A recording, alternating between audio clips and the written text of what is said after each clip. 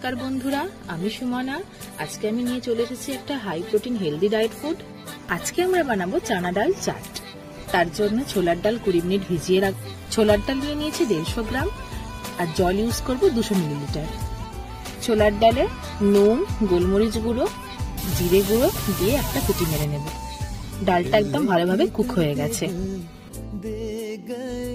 এবার বিট নুন, গোলমরিচ গুঁড়ো, টমেটো কুচি, শসা কুচি, পেঁয়াজ কুচি, কাঁচা লঙ্কা কুচি আর ধনেপাতা কুচি দিয়ে ডালটা ভালো করে মাখিয়ে নেব।